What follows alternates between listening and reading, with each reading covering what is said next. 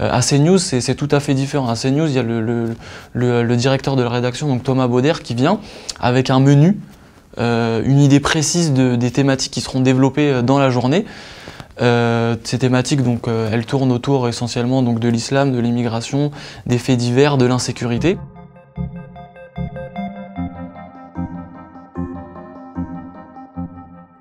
Comment fonctionne la fabrique de l'information, ou plutôt la fabrique de la haine à CNews?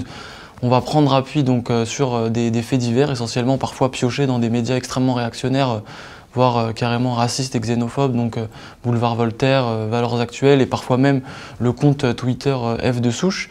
Et on va prendre appui sur ces éléments-là, demander à des journalistes de procéder à quelques vérifications et une fois qu'on est à peu près certain que le fait divers s'est déroulé tel qu'on le présente, on va le donner à l'antenne et ce petit élément-là factuel va servir pour déclencher des heures et des heures de débat où les éditorialistes et le présentateur en plateau vont disserter des heures durant sur l'immigration, l'islam, etc. Et le plus souvent en s'éloignant complètement des faits et en prenant appui sur des faits divers pour en faire des faits de société.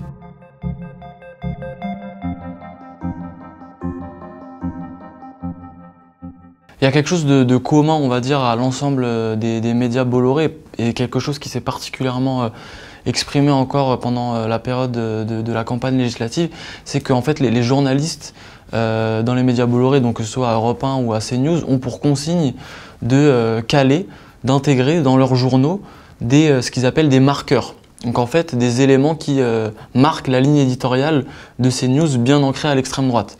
Et d'Europe 1 d'ailleurs.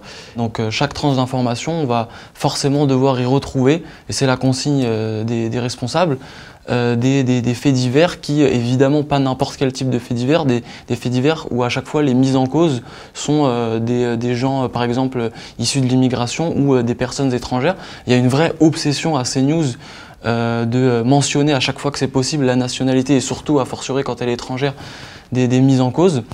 Mais aussi on va essayer de sauter sur la moindre polémique pour essayer d'enclencher un débat hyper réactionnaire.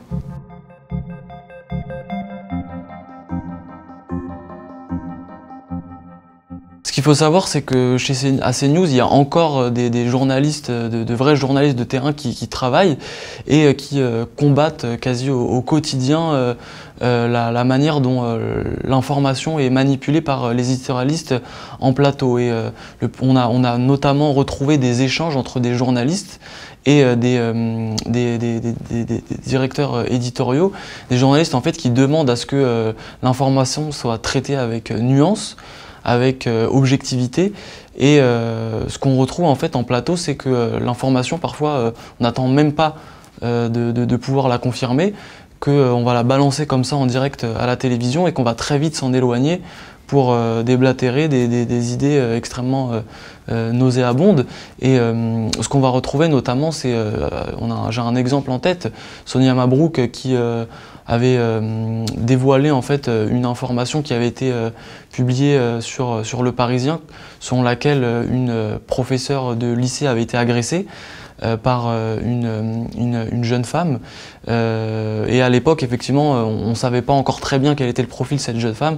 Et Sonia Mabrouk, donc, en se passant des consignes de sa journaliste qui lui demande un peu de retenue et surtout de la prudence, va affirmer en plateau que la jeune fille est musulmane. Et il s'avérera en fait quelques heures plus tard qu'elle ne l'était absolument pas, qu'elle était en fait atteinte de troubles psychologiques.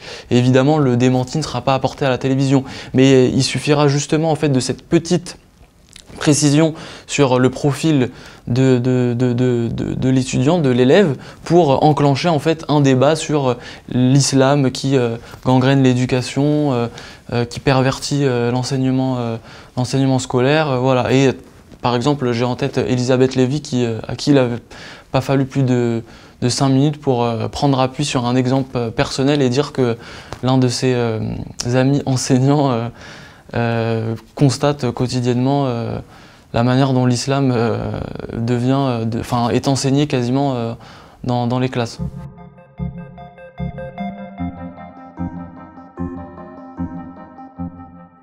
C'est-à-dire qu'à CNews, il y a vraiment un fil conducteur avec des marottes, des obsessions qui sont toujours les mêmes et qui, on va dire, voilà, alimentent le discours de l'extrême droite. Et ça se retrouve aussi dans la manière dont fonctionne la conférence de rédaction du matin. Donc dans un journal, ou plutôt dans un média d'information classique, la conférence de rédaction du matin, c'est le moment où les journalistes discutent de l'actualité et s'accordent sur des angles, une manière de la traiter. À CNews, c'est tout à fait différent. À CNews, il y a le directeur de la rédaction, donc Thomas Bauder, qui vient avec un menu, une idée précise des thématiques qui seront développées dans la journée. Ces thématiques, donc, elles tournent autour essentiellement donc, de l'islam, de l'immigration, des faits divers, de l'insécurité. Et en fait, il va donner le menu du jour et demander à ses chefs de rubrique de dérouler toute la journée sur ces thématiques précises.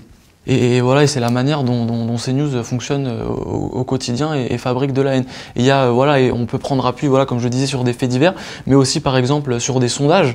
Ça, c'est vraiment le moyen le plus efficace. Donc on va poser des questions, par exemple sur la loi immigration qui n'avait encore même pas été adoptée, dont on connaissait à peine le contenu. Est-ce que on va poser la question à des Français? Est-ce que les Français sont favorables à la loi immigration? Voilà, en fait, en permanence, on va alimenter, on va faire monter un peu la machine avec ces sondages, qui sont d'ailleurs fabriqués par un institut qui s'appelle ELAB et qui est lui-même très proche de la galaxie Bolloré.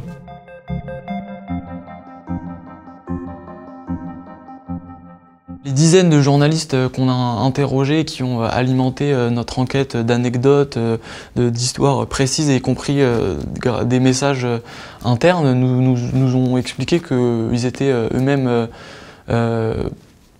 ils étaient dans une situation un peu délicate où ils contribuaient quotidiennement donc, à la fabrique de la haine sans pour autant partager les mêmes points de vue. Et en fait, ce qu'il faut dire, c'est que CNews, c'est une chaîne sinistrée. Enfin, en tout cas, dans ses premières années d'existence, voilà, faut rappeler, à l'époque, CNews existait en tant qu'ITélé. ITélé, c'était une chaîne d'information classique. Et puis, il y a eu une grande grève suite à l'arrivée sur la chaîne de Jean-Marc Morandini, et il y a eu des dizaines et des dizaines de départs, et à partir de là, il a fallu reconstruire une chaîne d'information. Et donc on a remplacé les journalistes expérimentés qui étaient partis à la concurrence par des jeunes qui sont soit sortis d'école de journalisme, pour un certain nombre d'entre eux qui étaient encore. Et comme ça suffit pas, on va de plus en plus aussi chercher des gens qui sont tous sauf des journalistes, qui sont en réalité plus ou moins des idéologues, et qu'on va notamment aller piocher dans l'école, l'Institut politique de formation de Marion Maréchal. Et donc à partir de là, on va essayer de construire une information qui n'est en fait qu'une opinion. Et les quelques journalistes professionnels qui restent, en fait, en quelque sorte, se bouchent le nez quasiment au quotidien. Par exemple, les reporters de terrain. Et justement, la chaîne s'est organisée en tenant compte de ça. Donc c'est-à-dire que voilà, les reporters vont sur le terrain avec un ordre de mission, voilà, faites un reportage sur tel ou tel sujet, ils envoient des images qui sont en fait comparables à ce que produit une chaîne d'information classique, BFM TV, LCI, etc. Et en fait, c'est vraiment ce qu'on va raconter, ce qu'on va faire de ces images qui va donner la teneur et qui va faire la marque CNews.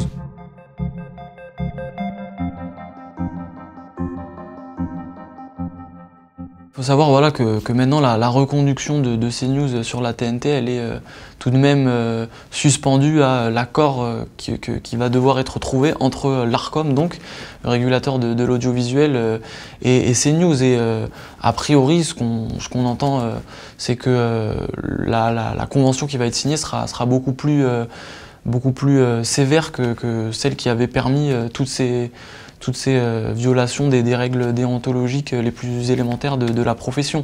Et on pourrait par exemple imaginer que l'Arcom impose une clause de revoyure qui lui permette de se prononcer quasiment chaque année ou tous les 2 ans sur le renouvellement de l'agrément de CNews, et aussi imposer une part plus prépondérante à l'information. Aujourd'hui, voilà, sur CNews, sur une heure d'antenne, on va avoir peut-être 10 minutes d'information et 50 minutes de débat, d'opinion. Donc peut-être que voilà, l'Arcom va pouvoir demander un peu plus d'infos et peut-être aussi demander à ce que les effectifs de reporters sur le terrain soient un peu plus fournis. Voilà, on peut imaginer tout ça, ouais.